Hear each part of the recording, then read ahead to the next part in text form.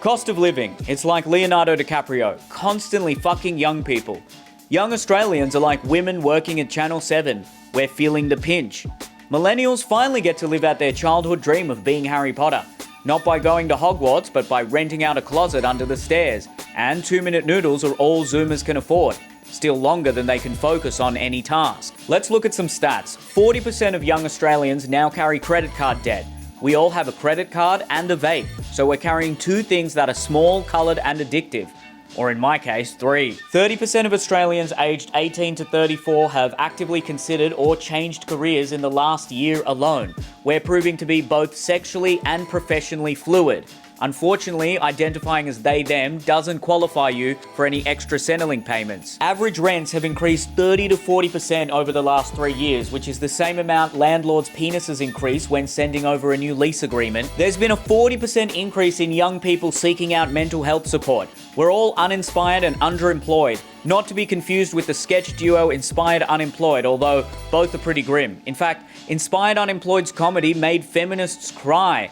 Finally, an experience that feminists and straight men have in common. Cost of living has really affected young people. There's a lot of young people that have a very different life. Young people, they're not going out, they're not drinking, they're not dating. A lot of young men are becoming quite conservative, they want to control women.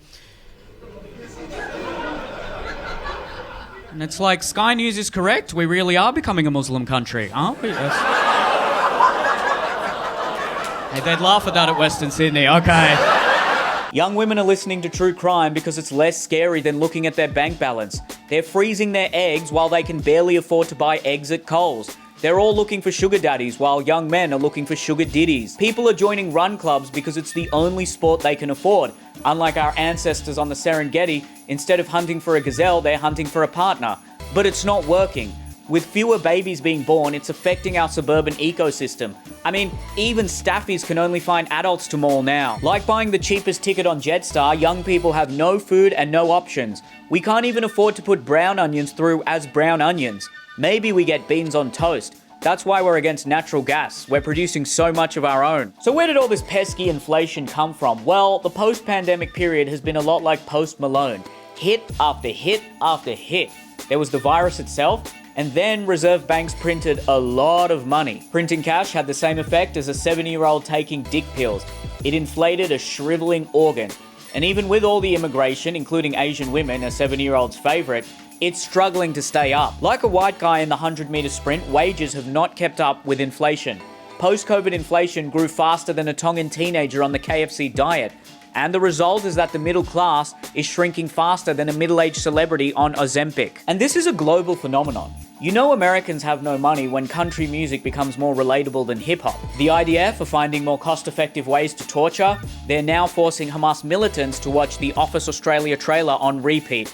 Far more effective than the military-industrial complex is the torture of the Australian arts. Nepo babies with a narcissism complex. That's how we got ray gun in the first place. Good breakdancers couldn't even afford to go to the Olympics. Who'd have thought casually spinning on your head isn't a lucrative career? Unlike playing football, where you'll be a millionaire by 25, but your head will be permanently spinning for the rest of your life. CTE, when you can no longer count to 1, 2, 3. I guess it's better that Nepo babies go into movies as opposed to politics.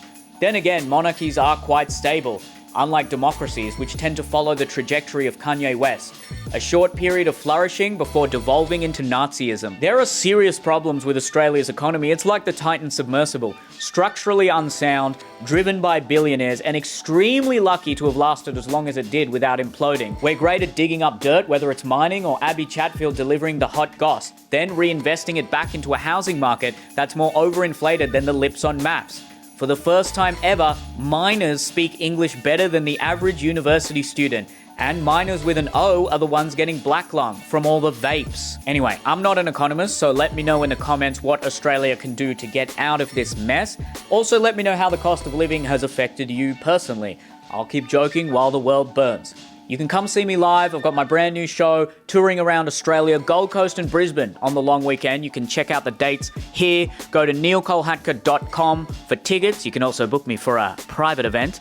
You can see my latest stand-up special here and follow the comedians who helped me write this video. They should be over here. And of course, guys, make sure you subscribe. Thanks so much for watching. See you next time.